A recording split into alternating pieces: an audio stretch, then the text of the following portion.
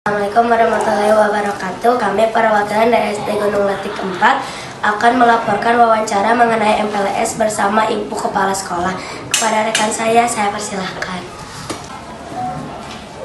Halo, perkenalkan nama saya Jenny. Saya akan mewawancara Ibu mengenai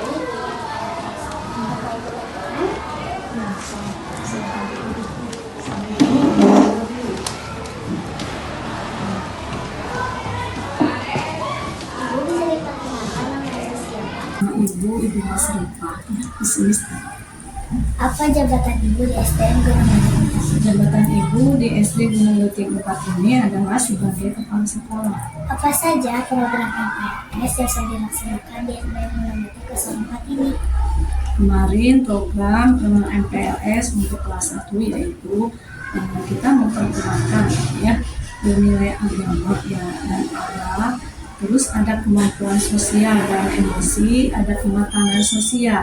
Nah, beda ya antara sosial emosi dengan kematangan sosial. Kalau sosial emosi mungkin kita melihat apakah anak-anak itu sudah bisa bersosialisasi dengan teman-temannya, mudah bergaul, atau masih ada juga yang masih pendiam, tidak berani maju ke depan ya. Nah, tapi kalau kematangan emosi beda, kalau itu bersikap dengan emosional. Misalkan kalau anak dipinjam pensilnya atau barangnya, dia akan marah. Ada yang bisa memberikan atau tidak, dia ngotot tidak mau barangnya dipinjam atau dilihat orang lain. Mungkin itu secara kematangan emosi. Ada juga perkembangan motoriknya, bagaimana anak kelas 1 itu sudah bisa memegang pensil dengan baik dan benar atau belum, ya banyak ya.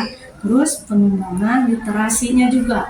Nah, literasi di mungkin anak-anak disuruh membaca oleh gurunya, ada yang sudah bisa, ada juga yang belum, bahkan ada yang baru mengenal huruf-huruf saja. Nah, itu ya.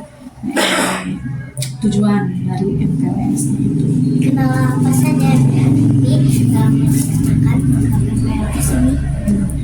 Kendalanya anak-anak itu tidak sama ya. Nah, anak-anak itu kalau yang dari TK mungkin dia bosan, ingin cepat-cepat menulis, ingin cepat-cepat belajar. Tapi kalau di rumah kan anak-anak itu tidak sama ya. Ada yang dari TK, ada yang juga dari rumah. Kalau yang dari rumah mungkin anak masih bingung bagaimana cara memegang pensil atau bagaimana cara berbeda dengan yang dari TK. Kalau dari TK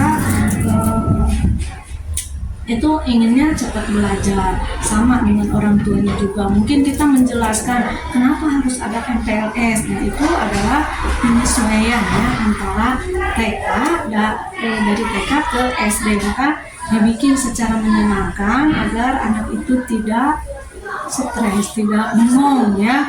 Kok di SD gini, kok di TK mah gini, banyak bermainnya. Maka anak-anak juga di dalam MPLS banyak dibawa dengan belajar yang sangat menyenangkan, dibawa dengan bermain sambil bercerita, bernyanyi. Nah, itu ya yang dilakukan kemarin MPLS itu. Bagaimana cara-cara yang dihadapi sekolah untuk menanggulangi kendala tersebut? Nah, untuk penanggulanginya kita dijelaskan terutama kepada orang tuanya, karena orang tua juga kan tidak tahu. Orang tua juga inginnya kenapa di sekolah di SD Gunung Letik 4 itu anak-anak sampai beberapa hari ini belum belajar ya. Jadi kita juga menjelaskan kepada orang tuanya tujuan MPLS itu apa gitu ya. Dijelaskan dulu ya, mungkin itu cara mengatasi kendalanya. Adakah program ke depan setelah pelaksanaan MPLS ini? Sebutkan apa saja? Ada. Nah, kedepannya setelah selesai MPLS mungkin anak-anak baru diperkenalkan dengan belajar yang sesungguhnya, belajar menulis, belajar membaca, juga belajar menghitung dan banyak lagi ya. Kalau sudah beres MPLS, semua pelajaran yang sudah diprogramkan itu akan disampaikan. Bagaimana pesan dan kesan Ibu mengenai program MPLS di SDN Gunung Letik? Alhamdulillah ya, pesan Ibu Alhamdulillah MPLS berjalan dengan baik. Nah, terus guru-gurunya juga kompak, sama-sama mengadakan MPLS dengan semangat hati ya. Semua MPLS dari kelas 1 sampai kelas 6 terlaksana dengan baik. Nah, pesannya, nah untuk kedepannya mungkin Ibu berharap akan lebih maju lagi, lebih meningkatkan lagi cara-cara untuk menyampaikan MPLS itu.